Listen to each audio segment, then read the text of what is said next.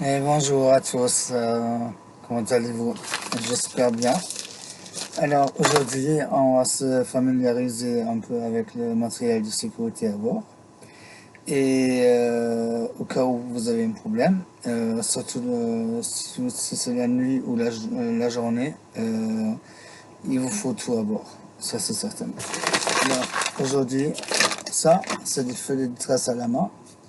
Et c'est obligatoire sur le bateau, même dans le 3000, dans le 6000, c'est-à-dire 6000 d'abri.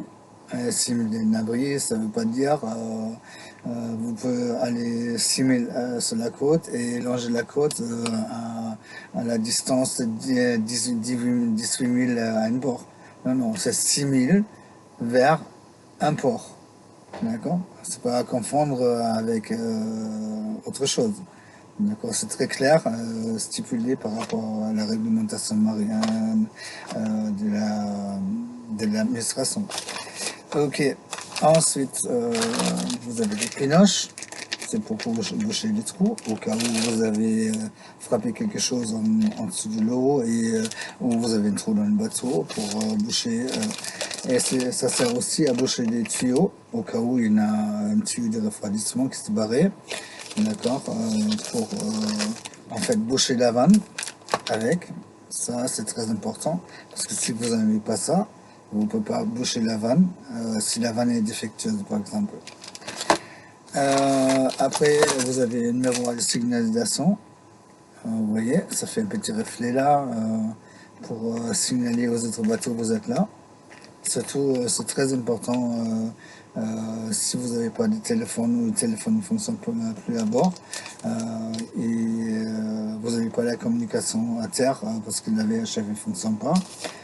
Ça vous sauve la vie. Après, pour la communication, vous avez le drapeau C et N. C et N, c'est oui et non au niveau maritime. Comme vous avez des avions ou des hélicoptères qui passent par-dessus, ils vont essayer de communiquer avec vous. Et si vous ne savez pas laquelle est laquelle, vous êtes un peu dans la merde, comme on dit. Et je vous conseille fortement à voir, savoir la différence. Moi, je ne vous la dis pas maintenant parce que je veux vous inciter à regarder vous-même. D'accord? Ils sont l'air de ça, le drapeau. D'accord? Ça, c'est un drapeau. Et après, c'est le deuxième drapeau. D'accord? Et vous regardez bien laquelle est laquelle. Comme ça, moi, je vous dis rien pour le moment, parce que c'est pas mon but ici. Le but, c'est vous découvrir par vous-même pour devenir curieux. D'accord?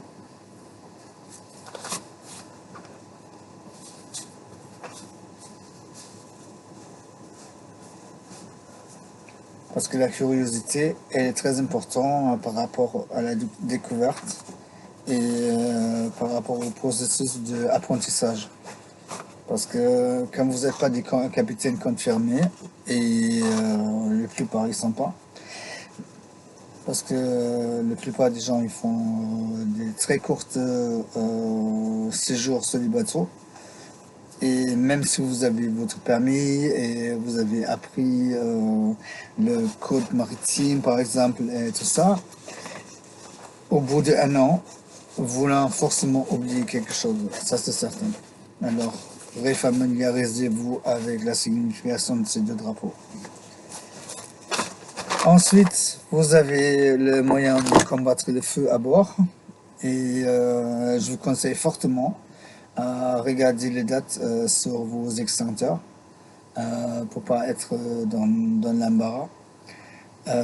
Aussi, par rapport au gilet de sauvetage, si c'est automatique, vérifiez bien la petite capsule à l'intérieur avec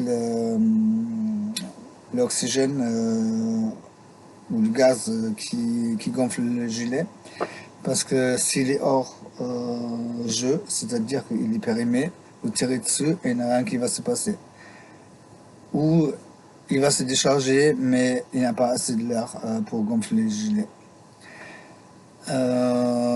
Après, vous avez des engins flottants et assurez-vous bien, les engins flottants, ils sont accrochés au bateau, c'est-à-dire avec une ligne assez longue pour le lancer à la rampe à la mer. Après,